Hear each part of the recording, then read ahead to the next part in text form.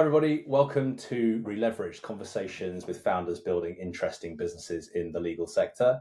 Today's guest is David Burgess. David is a media lawyer with 25 years of experience, including senior roles at Netflix, The Independent, and The Evening Standard. He is also now the co-founder and co-CEO of ClearDraft, which is an AI-powered clearance platform that runs articles, scripts, manuscripts, and podcasts through bespoke media law AI. And it flags defamatory, privacy, and contempt risks. With expert lawyers kept in the loop, they launched this year and raised a 1.4 million seed round in April. David, welcome to Releveraged. Thank you, Alex. It's very nice to be here. And good to see you again. So look, we have this standard question that we ask everybody at the start of these podcasts, but I think I probably already know the answer to this with you. Are you an AI bull or an AI bear? Scale of 1 to 5. On a scale of 4, I'm an AI bull. Okay, excellent. And what makes you say that you're not a 5? Because I don't want to be proved completely wrong. If the future proves that I'm wrong, I'd like to. Okay, cool. That's a very, very risk mitigating lawyer answer. Well done. Cool. So I've given a very brief introduction here to you, but can you tell us a bit more about what you're building at ClearDraft? Yeah. To give the best context is probably to explain what I do. I'm a clearance lawyer, so I have worked for magazines and newspapers and TV companies and book publishers as the lawyer that clears the stuff. So we read, we watch, we listen, and then we flag to our clients what the legal risks might be in that content, and then help them mitigate that risk or deal with that risk and then get them through to where they can publish with confidence. Okay, got it. So, And so what were you doing previously when you've worked for some of these very big publishing businesses? Like, how did you tackle this previously? And what was the thing that made you go, do you know what, this is not befitting of 2025 and beyond? I'd love to say that I had that moment where I think this isn't befitting of 2025 and beyond, but it was never that sort of straightforward. So to legal things, I had to read them or I had to listen to them. Maybe at the very most, I could put a podcast at 1.25 and really concentrate so I didn't miss anything. But the process of clearing content has always been very human driven. And I'm always on the side of saying that lawyers are expensive. When I got a job at a newspaper, the first day when I met the editor, he swore at me and said, "Why the F do I need another lawyer? You cost more than 3 journalists." I said, "It's very nice to meet you. I look forward to working with you." But I've always been very conscious that when I'm a huge fan of freedom of expression and I want people to tell their stories, and they need lawyers to do that and good lawyers to do that, but I'm also very conscious that lawyers are expensive. And when I left, I was an editorial lawyer at the Evening Standard and the Independent, and I left there and created a firm called Reviewed and Cleared. The idea being that we just clear content and we make lawyers as affordable as possible, just for creators to keep creating and to do it safely. Reviewed and Cleared was the sort of business model of that, where we pooled really good lawyers together and we just did that, and for that reason we could bring costs down. ClearDraft is sort of the next version of that, where it's just another way to make lawyers more accessible and make media law advice more accessible for creators. As you know, things like this didn't exist 10 years ago. People are now able to create their own content.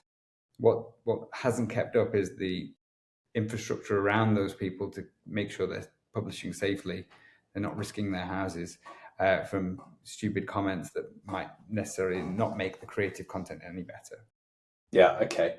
So you spent a good few years running your firm, and that must have given you a lot of institutional knowledge about the workflow and what to look out for. And in essence, you've got a bunch of experience there that as far as I understand it, with ClearDraft, you've now productized that into a technology platform that enables a um, content producer to be able to run that same content through your platform and get the same outcome that you might get as a lawyer. Have I understood that correctly?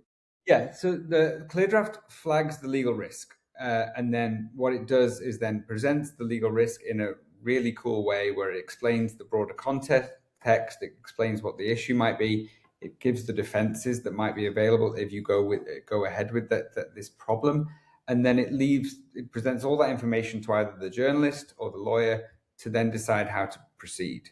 So we've separated what was it traditionally lawyers would read the content, and while they were reading the content would fix the legal risks. What we've had to do is turn that into two parts. One is the long laborious process of reading a book, and second is pulling out the 8 issues that are in that book and, as lawyers, presenting that information in order to solve that problem. Clients unfortunately had to spend whatever hundreds of pounds an hour for the lawyer to read the 900 pages to get to the one problem about a Labrador.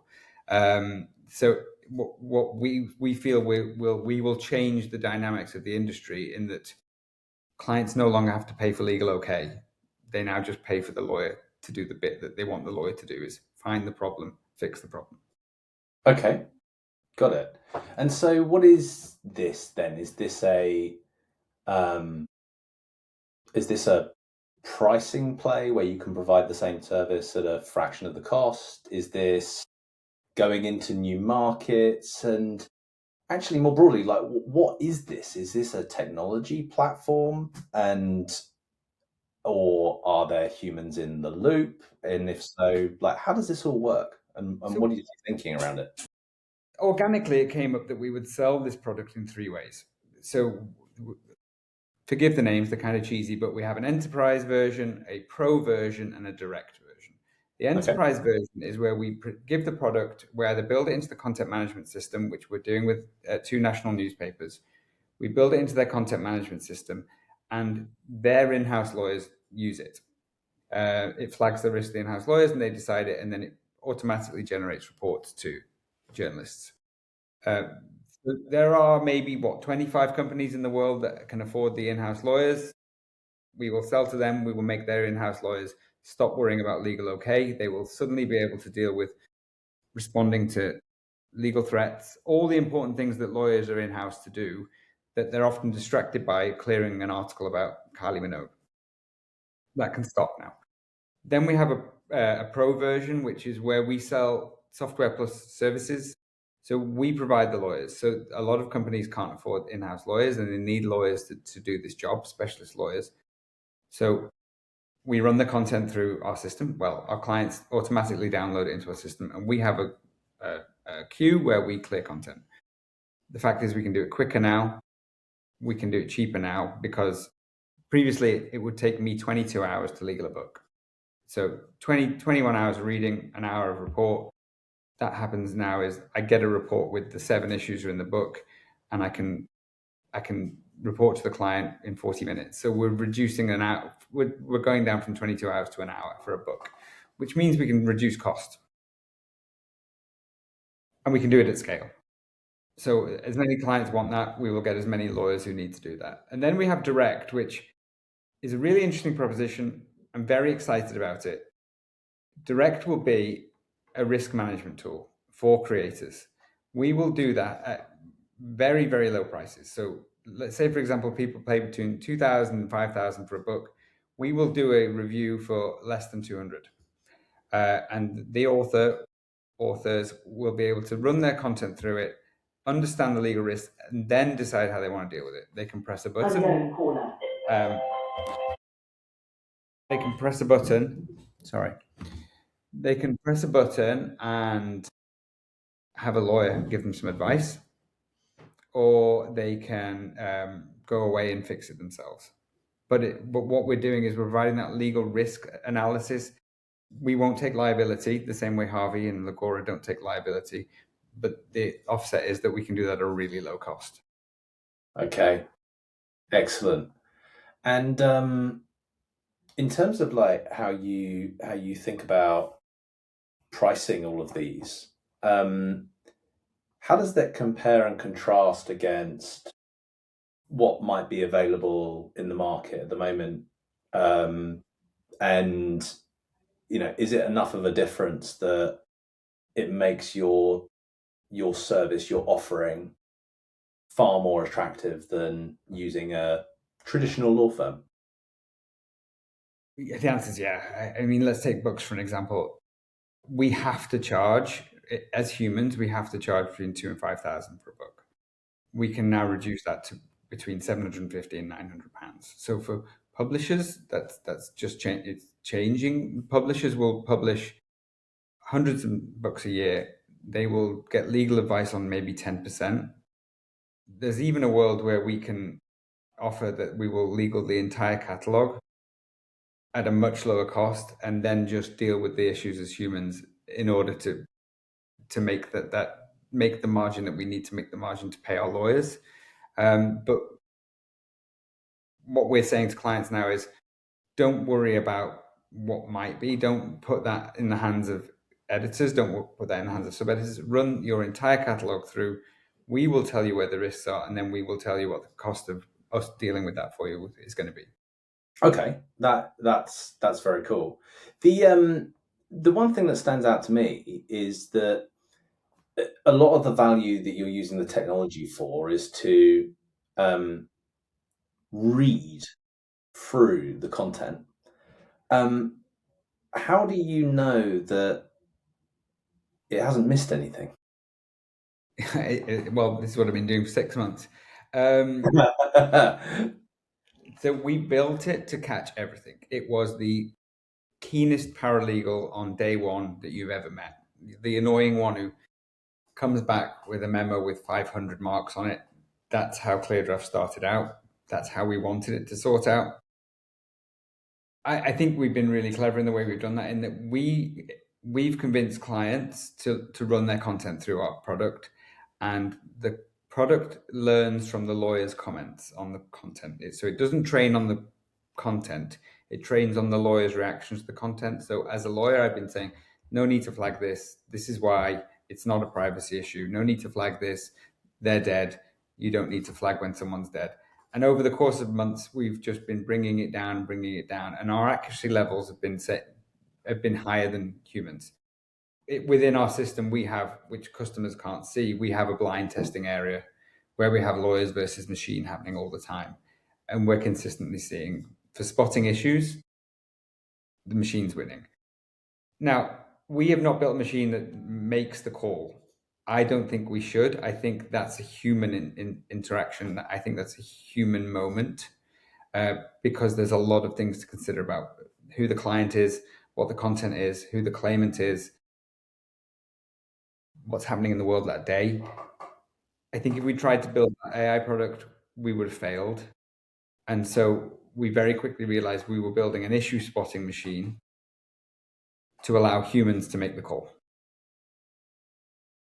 And do you take this one step further, where the machine at some point can also make the call? I mean, because you spent.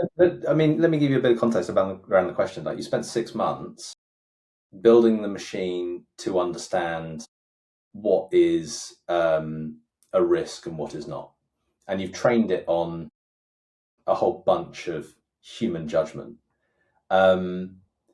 Now, once those key points are extracted, is there not an opportunity to then extend that model into actually making the judgment calls around the risks that have been flagged? What I'm saying, here's what I'll say, and I'll say this really carefully, is our product is the stupid it's going to be is today. It's only getting cleverer and better. There will be, over the course of the next year, 2 years, 3 years, an incredible amount of human knowledge just going into it on a daily basis. So every time a lawyer comments on something, our system's watching and our system's learning. So it's getting better, and it will start to see patterns on how advice is given. So it's not inconceivable quite quickly that it can at least start to say, this is what the advice has been in the past. This is how we think you can resolve the issue. I still think that's for a lawyer to make the call, because the lawyer is not often not the one making a call. It would be the editor. You have to remember, lawyers give advice and editors and journalists decide how to implement it. So a good lawyer will say, in my experience, you'll get away with this, or in my experience, you won't get away with this. Whether we can replicate that, I don't know. But what I do know is that we will be able to build thousands and thousands of examples of how issues that are grouped together have been dealt with in the past. Okay, great. Very cool. So we're not the unemployment squad, as we were labeled when we went into one building in New York. We are the efficiency squad, and I can only see us helping us make media lawyers more efficient. The fact is, we are a dying breed anyway. There are not many of us, and that as that goes down, content goes up. There's a problem in the industry. There's a lot of very busy media lawyers. Yeah, that's a really interesting point about the market, and one that I was actually just about to come on to is, you described those sort of three tiers of product earlier, which clearly cater to different client demographics, with the enterprise for the biggest publishers in the world, and then you've got your direct, which I imagine is individuals that are creating content that they are commercializing, and they want to ensure that they are compliant. What of that landscape, and what of the market from content production side of things are you most excited about? Is it making media lawyers that are already doing their job more efficient? Is it entering into new markets where perhaps content producers and publishers just can't afford to access this type of capability? Like, where do you get most excited? This sounds really worthy, and I'm not a particularly worthy guy. I'm very passionate about freedom of expression. I think that it's nothing to do with the lawyers who are in the industry. It's to do with the fact that we're expensive and there's not many of us. And people who want to create content are not getting the legal access that they need to safely do it. People's lives are ruined by defamation actions. I think we can help. I think we can help not just in there's 6 million self-published books a year. When I was at Reviewed and Cleared, I would get people calling me saying, I can I just do it for 400? I've got a credit card. I really want to get my book out. I'm worried about this. And we'd have to say, no, we can't afford to do it because we have to pay our lawyers.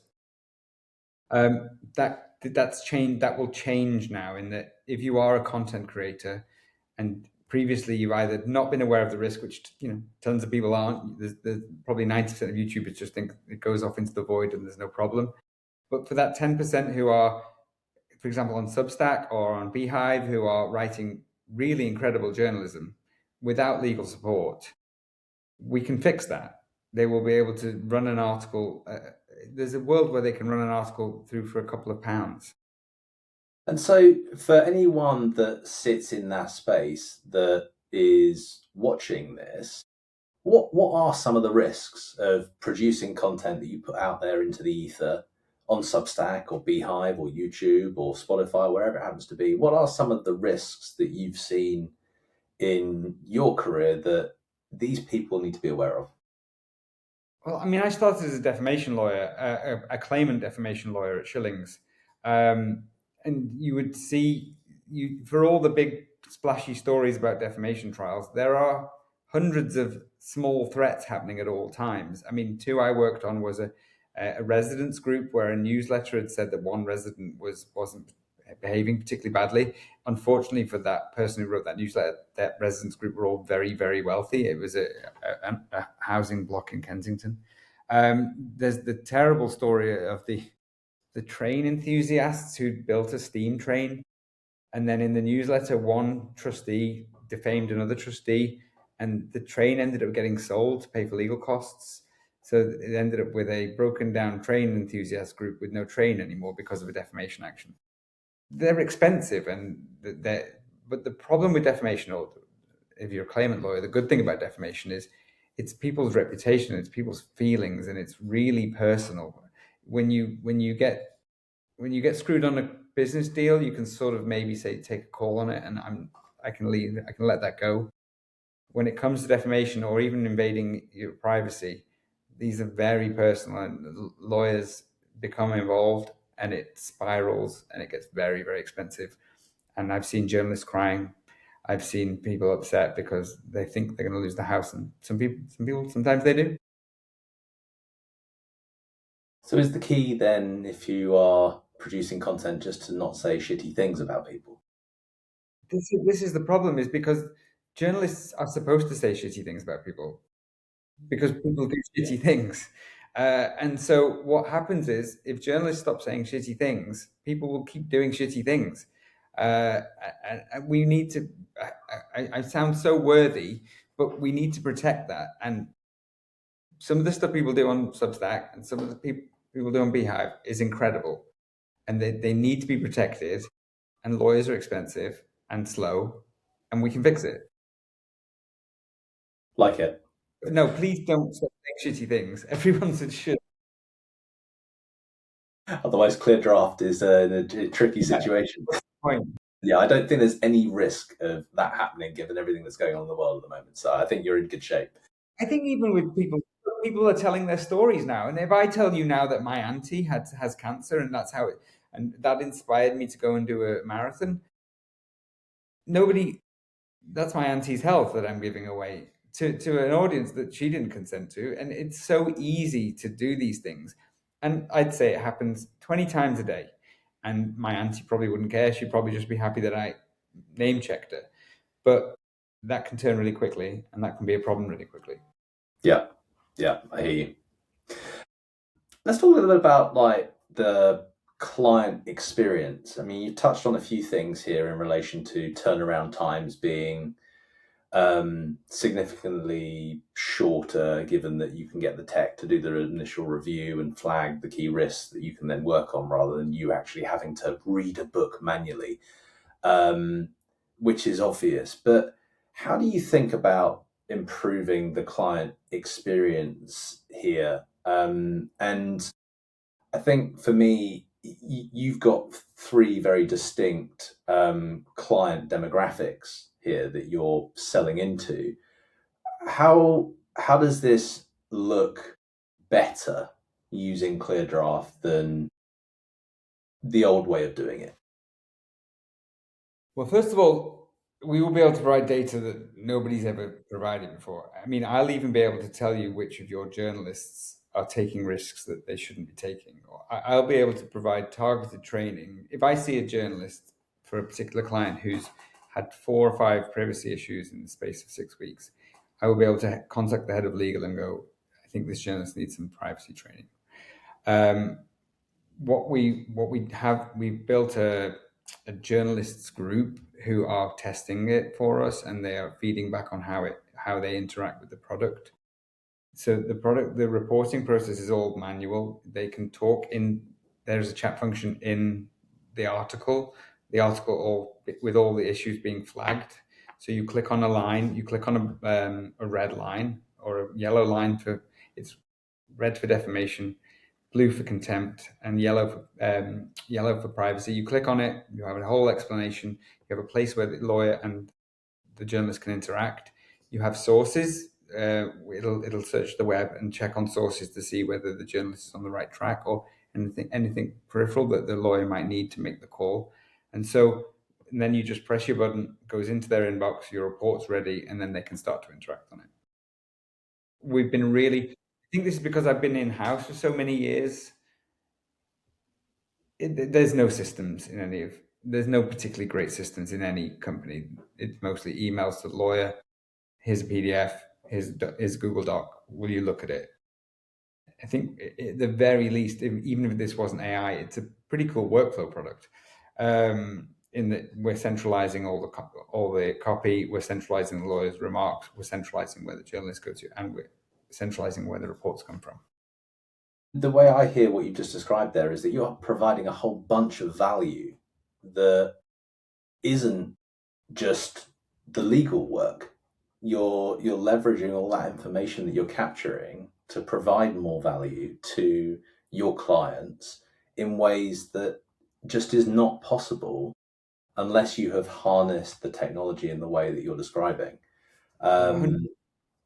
yeah, I can see how that really applies in the enterprise, and I would imagine for the your direct channel for the smaller guys that are producing content, the fact that you exist is where you're providing value, right? 100%, 100%, and it's the just all the it's not just the word, it's not just the incredible journalists on Substack, but it's just the people who want to tell their story, and they want to do it through podcasts, or they want to do it through books, or they want to do it through blogs being Substack, showing my age there, but they can now do that with a feeling of safety, Yeah, or at least understanding the risk they're taking. yeah. Um, so let's change gears a little bit here. Let's talk some numbers, and without revealing your secret source and asking you to open your books, what does it actually look like now to clear a piece of content? What does it cost you? It depends what format we're on, but if we take pro as an example, lawyers are still expensive, and lawyers still need to be paid. So lawyers are still making the same. Books are another good way to do it. So previously, it would take a lawyer a week to do a book. We or 20 hours to do a book. We now can do, in that same time, we can do 20 books. Yeah, So the because lawyers you are still doing the same amount of they work. don't have to read. They don't have to read the book. Yeah. So the scale's bigger. So it's our job to scale in order to make the business work. Thankfully, I think we've found a product that's easy to scale and that the market will like. I mean, it's certainly been, we have customers coming to us now pre-launch. It's been, there's been some rooms that are not so welcoming, mainly lawyers, but the majority have been very welcoming when we sit down and we say, we just want you to be efficient, and we just want you to stop reading stuff you don't have to read. But that's how we make our money, is we, instead of charging a large amount of money for one book, we have one lawyer doing 20. Amazing. And in terms of like you've raised some capital here to build the business. Um, this feels like quite a niche sector, Yeah. and maybe not an obvious venture scale opportunity. But maybe I'm looking at it wrong. No, I think when we first met, uh, Alex and I, my co-founder, we were sort of think we would sort of wave around town and talk to VCs, and everyone would fall at our feet. Uh, and I just don't think we realized the way in which VCs work. Like, it doesn't make sense to people who run small to medium businesses how VCs work. It looks to me, and it still does this day, like they want to just throw money away. And they're willing to throw money away on the basis of one unicorn, right? So we quickly realized our TAM is, for me, our TAM is an insane amount of money. To them, it was nothing. And so we very quickly realized we were in the wrong rooms. So then we start to look at strategic investors, angel investors, and strategic for us are very, very important. So the company that invested in our seed round, is we got a contract out of that as well. So not only do we get investment, but we also build into their systems. So strategic, and for the audio visual version of the product as well, we're also very keen on having investors from the TV production world. And so, what are you most excited about, like in what you're building here? What is motivating you to push forward with this? Like, where are you most excited, and where are you taking this? Like, where are you going to be in 5 years? What is this going to look like? See, every time I sort of try to describe where I'll be, there's a sort of a shift, or the one thing I'd say about founding is being, if you zoom out, or if you have a moment to zoom out, you can see actually progress is being made. If you're living by the hour, it just, I can't describe it. I see all these people on podcasts talking about how amazing it is. From minute to minute, it's just an absolute mess. And you're cleaning up and you're fixing, but then you stop and you go, I can't believe where we've got to. And so for us, we have a real drive to bring this product to customers. We are from the industry. Maybe I'll be candid about this. Is I've always known we were an expensive problem as a lawyer. Clients, once they know you, they come to you willingly, but clients were always sort of begrudgingly having to use the lawyer. And so maybe it's just a desperate desire to be liked that I'll create a product where we can take it to people and say, we've fixed your problem and we're doing it for a very reasonable rate, and you can do it at a scale that you've never been able to do it before. So you can go and do the cool stuff. And so we're going into the US, we're building an audiovisual version, we're going into Europe, we're going into Canada and Australia, and it's just a matter of time and money, really. That's all that's stopping us. And you mentioned earlier when we were just catching up before this that you've already hit some decent revenue milestones. Yeah. Where do you see the most value, and where is your focus over the next 12 to 18 months in terms of the different segments, the different geographies? How are you going to grow this business?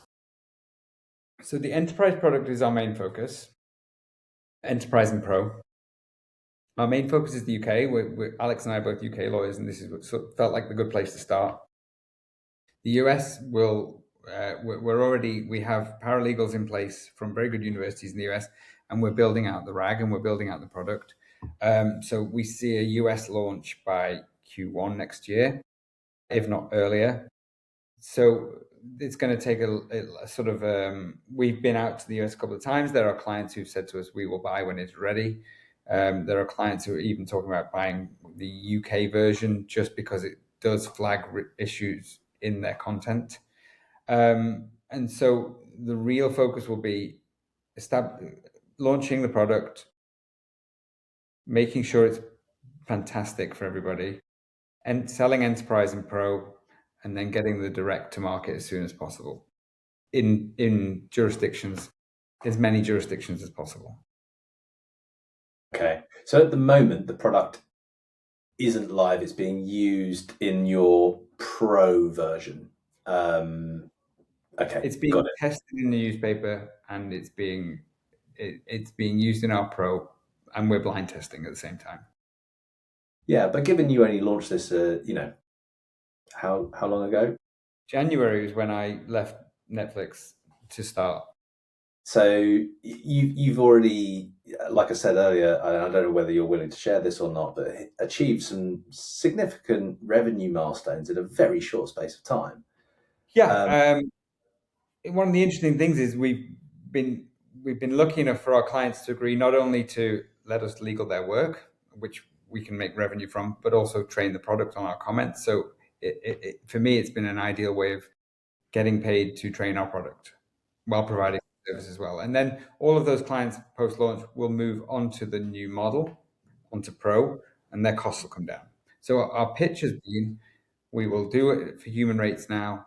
Once the product's launched, your rates will come down. I think one of the amazing things about what you've done, David, is like in a very short space of time, you've done a whole bunch of things. You've launched a law firm, you've won a bunch of clients, you've built a technology platform around it, which you're just about to launch. You've raised capital to do all of these things. That is a lot. So hats off to you. What's been some of the learnings from all of that? And if somebody is thinking about applying the model that you've applied in the content clearance space into their own areas of law, what's the advice that you've got from them, from what you've learned? I mean, the first thing I should say is there's a founding team of 5 of us, which lightens the load. So Alex, Wade, and I are the lawyers, and we have a CTO, a CFO, and a chief product officer with lots of experience. So the development side of all the work, it's been a dream. Alex is selling the product and maintaining relationships and sourcing staff, and he's been fantastic as well. So a lot of the sort of product and company is falling to me and the CFO, and so it's been hard work, but it's sort of this thing where you say, if you zoom out, incredible progress day to day. It just doesn't feel like that. And I think if you were going to ask me what I would advise people is, it's been great. I mean, it's better than working, but it's a slog. I promise myself that if this business is successful, I will not go on podcasts and say how great it is to be a founder. Go on and say it's a real slog, but it's a hell of a fun challenge. Yeah. What would you say has been the hardest bit? It's just a lot, it's just there's just new things. And I've laughed a lot at a meme the other day where there's this founder who's been given $1 million and then realizes they have to build enterprise software that matches the security levels that their enterprise clients want. I mean, even that, they're new worlds, and you're like, how do you do this, and when do you do this, and how much does that cost? And I can't believe that cost that much. And it's I wouldn't say that founding is not one hard thing. It's 500 moderately hard things. And 500 moderately hard things that perhaps you've not done before. And like Definitely. anything, And I founded, reviewed, and cleared, and ran it to a reasonable size, but it's nothing like this. Yeah, and you've got to learn everything new, particularly when you're doing something that it might be in the same space that you've known all of your career, but now you're just doing it in a completely new and innovative way. And so understanding how the tech integrates with that, understanding what the commercial model is behind it, what your financial projections are, how you run this business, all the different people that you need to be able to run this business that aren't the same as running a traditional law firm, and then how to take all of this to market and partner with, whoever it is that you happen to be partnering with for looking at distribution channels in the publishing sector, etc. It's I imagine all very new, and whilst it's challenging, also very exciting. Yeah. Also, to add to the mix, my wife's chief of staff, and so that's a whole new development to our relationship. But even the fact that she's doing that takes so much off my plate and Alex's plate, and it's been luckily finding people who are really good at those things and sort of trying to prioritize what you're working on as well. Yeah, cool. Well, David, it has been an absolute pleasure talking to you. I love what you're doing, and I love how hyper niche it is. I think if you deliver on what you said you're building, you might not be a unicorn, but I think you're building a very, very exciting and scalable business that's going to be extremely valuable for anyone that is producing content. And if we think about that as the total addressable market of what you're doing, well, maybe it is a unicorn.